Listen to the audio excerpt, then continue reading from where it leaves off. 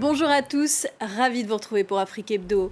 Des écoliers et professeurs du Cameroun anglophone trouvent refuge à Mélon en zone francophone.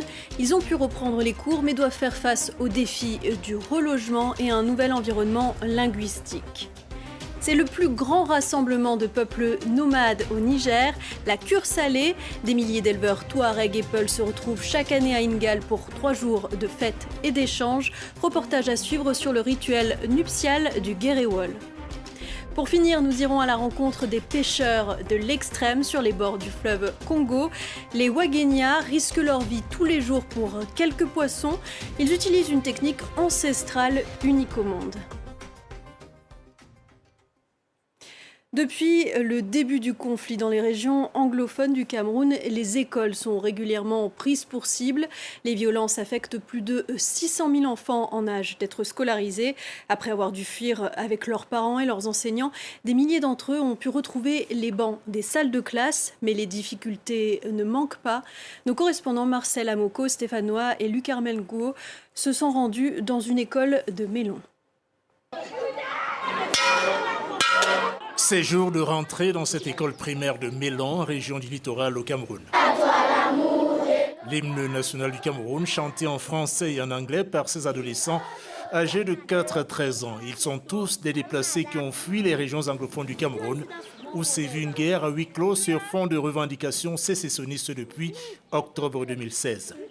Parmi eux, Simplice, 11 ans, qui a trouvé refuge ici avec ses parents et ses 4 frères et sœurs. Encore traumatisé par les atrocités qu'il a vécues, il vient de passer 3 ans sans aller à l'école, des écoles ciblées par les séparatistes anglophones. Il y avait des coups de feu partout et des armes de toutes sortes là-bas. Tout ce qui se trouvait dans notre école a été complètement brûlé.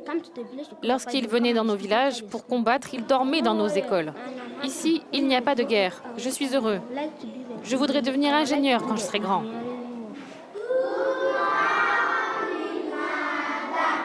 Des élèves encadrés par des enseignantes comme Virginie, elle-même déplacée interne. Exercer son métier lui permet d'oublier les affres de la guerre, même si le traumatisme reste présent. Lorsque j'enseigne, j'oublie le traumatisme. Mais parfois, si j'entends un bruit, je sursaute parce que l'expérience des coups de feu est toujours présente dans mon esprit. Plus de 200 écoles ont été incendiées par les séparatistes anglophones depuis 2016 et un mot d'ordre de ville morte est toujours en vigueur. À l'origine de cette rescolarisation des déplacés internes de la crise anglophone, un bon samaritain installé ici depuis 40 ans. Sa Majesté Alexandre Tatabon, ancien gendarme à la retraite âgé de 80 ans, lui-même originaire de la région anglophone du Sud-Ouest, a créé cette école il y a 5 ans. Il accueille sur ses deniers personnels une 50aine de familles anglophones et se réjouit d'offrir une seconde chance à ses adolescents.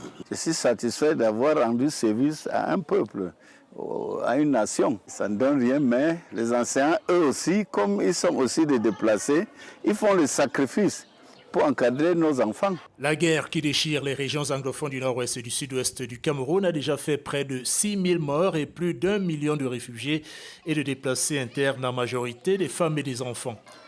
C'est l'une des crises humanitaires les plus négligées au monde, selon des ONG locales et internationales.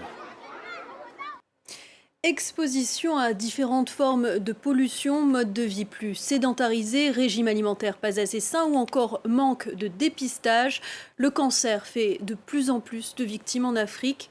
Au Ghana, un laboratoire a décidé d'analyser comment la maladie évolue spécifiquement chez les populations du continent afin de fabriquer des traitements plus efficaces. Les précisions de Shirley Sidbon. Les chiffres ne sont pas bons.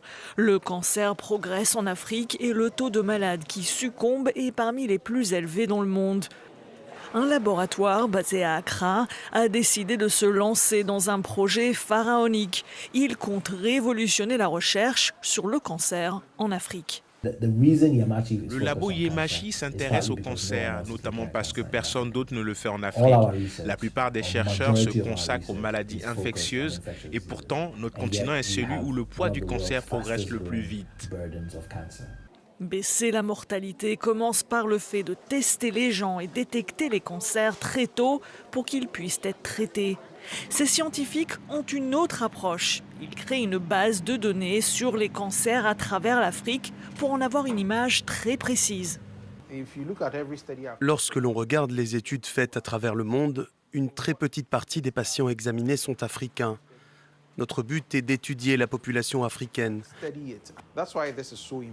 C'est important parce que sans cette étude, nous n'aurions pas assez de données sur le cancer du sein chez les Africains.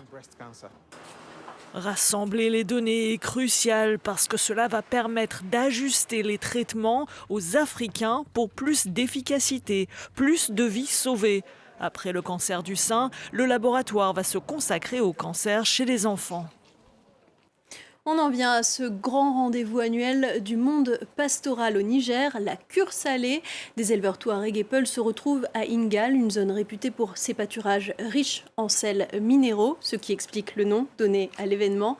Lors du rituel nuptial du Guéréwol, la femme sélectionne son futur époux. Les hommes arborent pour l'occasion leur plus belle parure et maquillage et chantent devant les membres de leur tribu.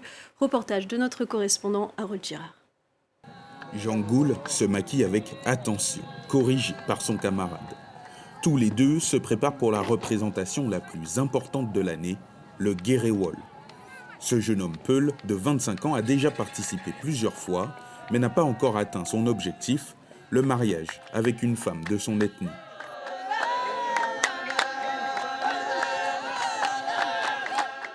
Ici, chacun essaie d'impressionner un public féminin qui observe discrètement. Et toi, tu es venu pour trouver un mari? Non, simplement pour la fête. Mais je préfère cette cure salée que celle des années précédentes.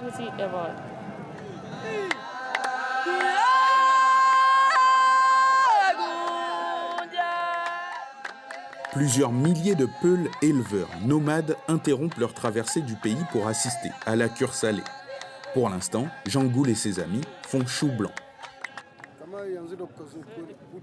Vous êtes tous venus pour qu'une femme vous choisisse?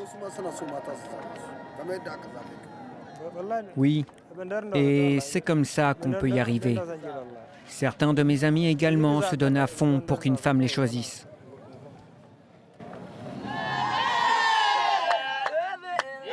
Quelques minutes plus tard, Jean Goul a visiblement tapé dans l'œil d'une des femmes présentes.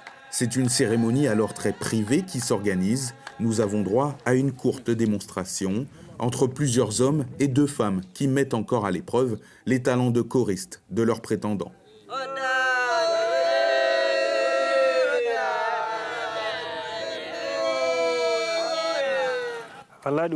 Je suis très heureux qu'on m'ait choisi. Si j'ai la chance d'être avec une femme, je lui serai dédié. Nous avons bien dansé et chanté. Nous avons vu des chameaux très bien décorés, mais aussi, il faut l'avouer, de très beaux jeunes hommes. Très pudiques, les Peuls que nous avons rencontrés refuseront de nous dire si le jeu de séduction entre les 2 jeunes a abouti. Chaque année, la cure salée est un lieu de rencontre pour plusieurs milliers de Peuls et de Touaregs.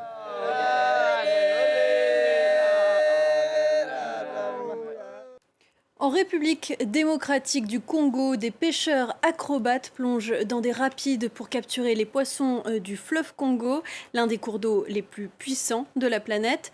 Les Wagenya utilisent depuis des siècles un ingénieux dispositif d'échafaudage en bois qu'ils manient avec beaucoup d'agilité.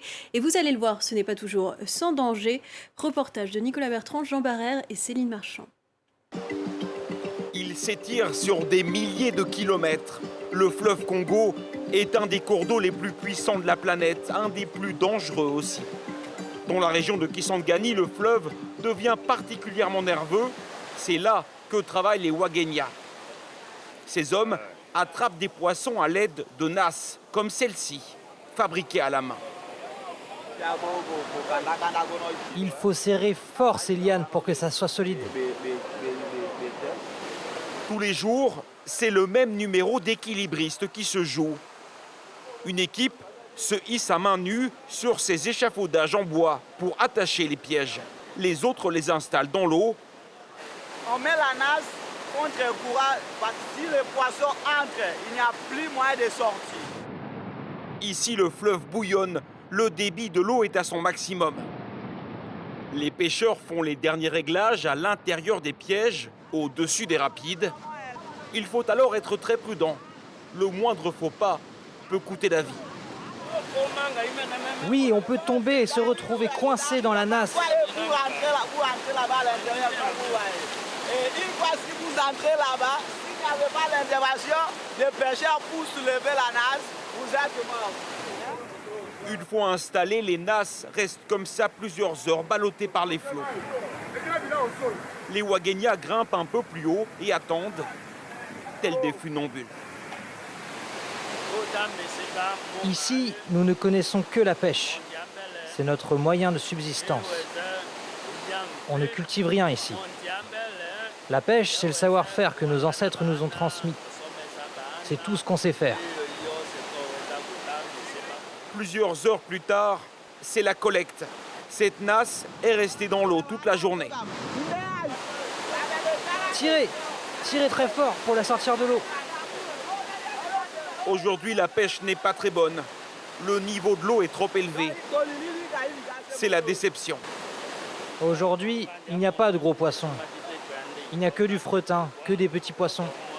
Certains jours, en revanche, les prises peuvent être impressionnantes. Des poissons de plusieurs kilos. Celui-ci mesure plus d'1 mètre. Juste à côté, sur les rives, vivent 10 000 personnes. Leur mode de vie n'a pas beaucoup changé depuis que leurs aïeux se sont installés ici, au 19e siècle. Pour le déjeuner, le poisson est préparé simplement, cuit à l'eau avec un peu de sel et accompagné de manioc. Ici, chez nous, il n'y a pas d'autre métier, rien que la pêche. On fait scolariser les enfants avec la pêche. On fait mariage avec la pêche. On fait tout avec la pêche. Les Wagenia ont réussi à dompter le fleuve Congo. Ils ont noué avec lui un lien unique. Les pêcheurs ont appris au fil des siècles à respecter cette rivière majestueuse qui leur apporte tout ce dont ils ont besoin. Et c'est ainsi que s'achève votre magazine. Merci à toutes et à tous d'avoir été avec nous.